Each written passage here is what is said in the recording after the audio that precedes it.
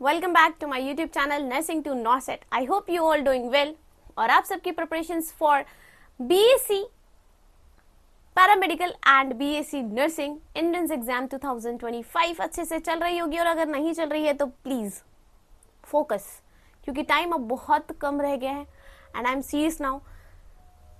जैसे जैसे तुम अपना टाइम वेस्ट करते जा रहे हो, तुम्हारा चांसेस ऑफ गेटिंग सिलेक्टेड वो भी कम होते जा रहा है। सो प्लीज फोकस करो, हमारे पास बहुत कम टाइम अब रह चुका है।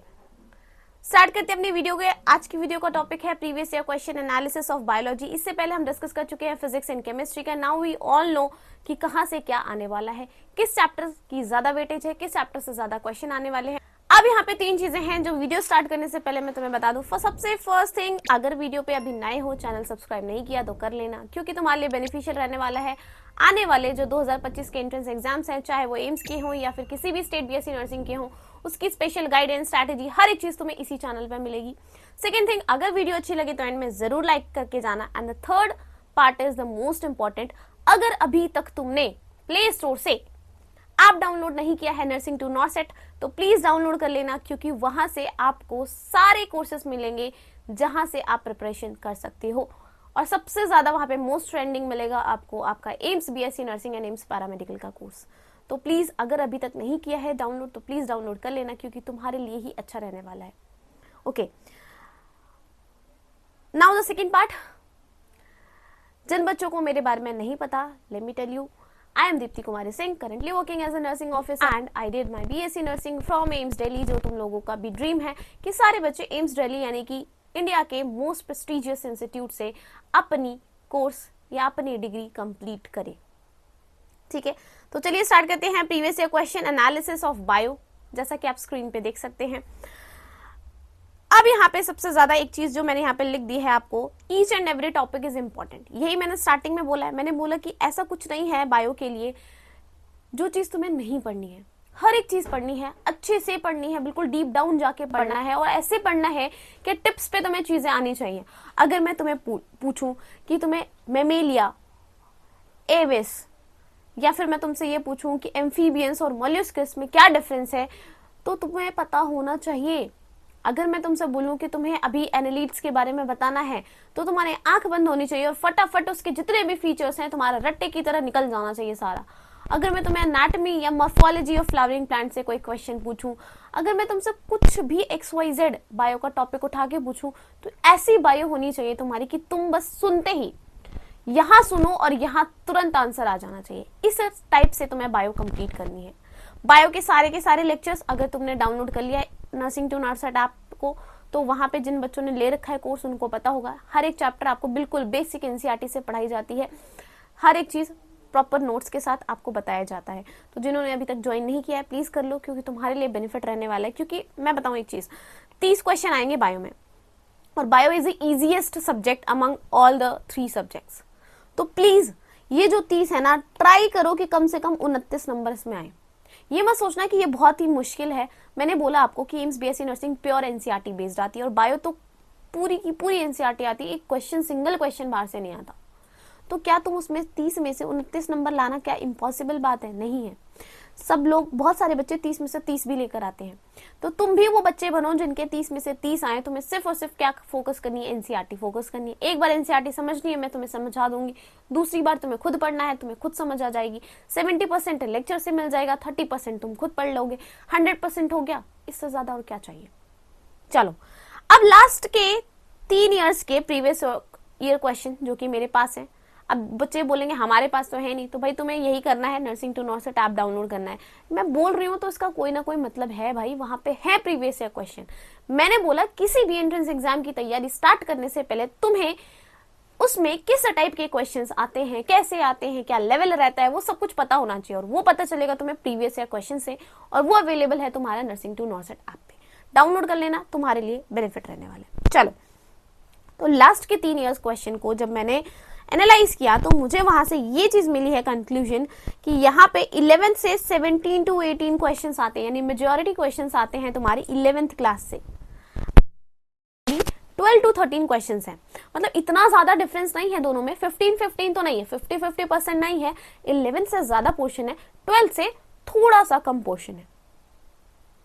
ठीक है, तो फोकस तो तुम्हें दोनों पे ही करना है, क्योंकि इन्हें वाले 17 से 18 क्वेश्चन अगर तुम सिर्फ 11th पढ़ते हो तो ये बाकी क्वेश्चन को तुम्हें ही करना है। तो तुम्हें करने के लिए क्या करना पड़ेगा भाई, दोनों को पढ़ना पड़ेगा, और वो भी अच्छे तरीके से। अब मैं 11th के कुछ ऐसे टॉपिक बता रही हूँ जहां से क्वेश्चन फिक्स हैं कि इतने टॉपिक्स इतने क्वेश्चन तो आएंगे ही आएंगे। अब इट्स अप टू यू कि तुम कितना पढ़ते हो, कितना उसको करते हो, और कितना क्वेश्चन पेपर में जाकर आंसर करके आते हो। ठीक है, ध्यान से सुन लेना। इसके बाद मेरे से आज के बाद कोई नहीं बोलेगा कि मुझे दीदी फिजिक्स में बता दो, केमिस्ट्री में बता दो, बायो में बता दो, क्या पढ़ना है। तीनों चीजें मैंने बिल्कुल क्लियर कट बता दी हैं। जिन्होंने अभी तक फिजिक्स केमिस्ट्री की वीडियो नहीं देखी जाके देख लेना प्लीज। ठीक है, तुम्हारे लिए ही बनाई है यार, तो तुम प्लीज उसको क्यों नहीं फॉलो करते। मैंने ये अपने लिए थोड़ी बनाया, ये चीजें अपने लिए थोड़ी की है, तुम्हारे लिए की है, तो तुम्हें उसे फॉलो करना है। चलो, तो पहला है आपका 11th क्लास में यूनिट 1 द लिविंग वर्ल्ड वाले चैप्टर से एक आपका बायोलॉजिकल क्लासिफिकेशन है, एक आपका प्लांट किंगडम है, और एक आपका एनिमल किंगडम है। अब मैं तुम्हें बताऊं यहाँ से क्वेश्चन किस टाइप के आते हैं। लास्ट ईयर एनिमल किंगडम में आपका बेलेनोग्लोसस का डायग्राम आया हुआ था। यू हैव टू आइडेंटिफाई कि ये कौन सी क्लास का है। हमें पता है हेमिकॉर्डेटा में आता है, हमने आंसर टिक कर दिया और हमारे मिल गए 1 नंबर। लेकिन तुम्हें पता था? नहीं पता था, पता कर लेना। ठीक है, प्लांट किंगडम में यहां से भी क्वेश्चंस कैसे आते हैं, एग्जाम्पल बेस्ड क्वेश्चन आते हैं। लाइक एक बार आपसे क्वेश्चन पूछा होता है, रोडोफाइसी है, रेड एल्गे है आपका, तो उसके अंदर कौन सा क्लोरोफिल होता है। ठीक है, तो इसी टाइप के क्वेश्चंस आते हैं। लाइक आपसे पूछ लेगा एल्जिन है, उसका क्या यूज है।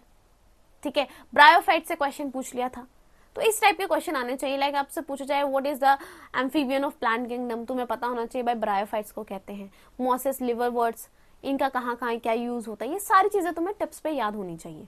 बायोलॉजिकल क्लासिफिकेशन से भी सेम यही क्वेश्चन आते हैं। आपकी जो क्लासिफिकेशंस दी हुई है, लाइक पूरी फंजाई है आपका, तो वो सारा चीज आपको पता होना चाहिए, किसका क्या क्या क्लासेस है, किसकी क्या डिविजन है, उनमें क्या क्या एग्जाम्पल्स है।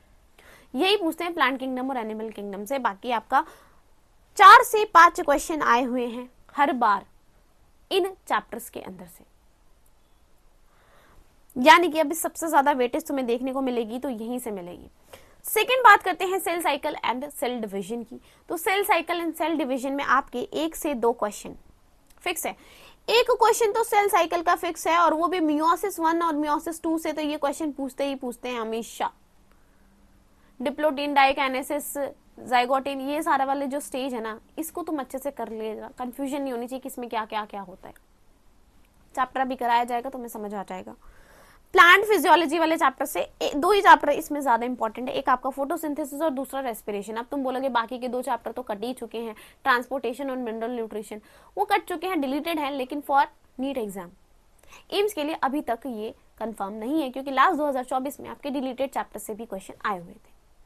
ठीक है, तो प्लांट फिजियोलॉजी और रेस्पिरेशन वाले चैप्टर में फोटोसिंथेसिस से हमेशा क्वेश्चन होता है, रेस्पिरेशन से हमेशा क्वेश्चन होता है, एंड इनका नंबर होता है 2 से 3। ठीक है, अरे हाँ तो बोल दो, हाँ ठीक है। चलो, उसके बाद आते हैं ह्यूमन फिजियोलॉजी पे। ह्यूमन फिजियोलॉजी में डाइजेशन वाला चैप्टर काट दिया गया है। ठीक है, लेकिन मैंने क्या फिर से बोला, नीट के लिए कट हुआ है, इसके लिए कोई भी अभी तक कंफर्मेशन नहीं है। अब ह्यूमन फिजियोलॉजी में बाकी जितने भी चैप्टर्स हैं आपके पास, कंट्रोल एंड कोऑर्डिनेशन है, केमिकल कंट्रोल है, न्यूरल कंट्रोल है, उसके बाद आपका एक्सक्रीशन वाला चैप्टर है, रेस्पिरेशन वाला चैप्टर है, सर्कुलेशन वाला चैप्टर है। तो यहाँ से आपके 2 से 4 क्वेश्चन, 4 क्वेश्चन मान लो, ये 4 क्वेश्चन आपके यहाँ से फिक्स हैं कि यहाँ से आएंगे ही आएंगे। फिर लास्ट एक चैप्टर बच गया 11th का, एनाटॉमी एंड मॉर्फोलॉजी। यहाँ से 1 से 2 क्वेश्चन आते हैं, और ज्यादातर आपका यहाँ पे डायग्राम बेस्ड क्वेश्चन आता है plus examples. Like last question आया था राइजोफोरा के ऊपर। ठीक है, तो ऐसे ऐसे क्वेश्चंस आते हैं आपके। अब बात करते हैं 12th क्लास की।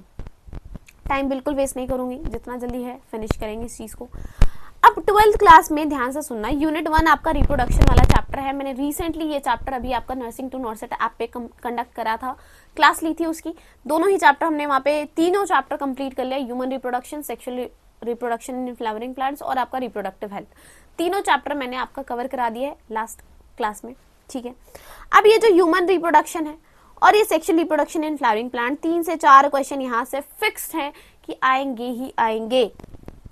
आपका लास्ट टाइम जो क्वेश्चन आया हुआ था डायग्राम बेस्ड, वो था माइक्रोस्पोरेंजिया के ऊपर।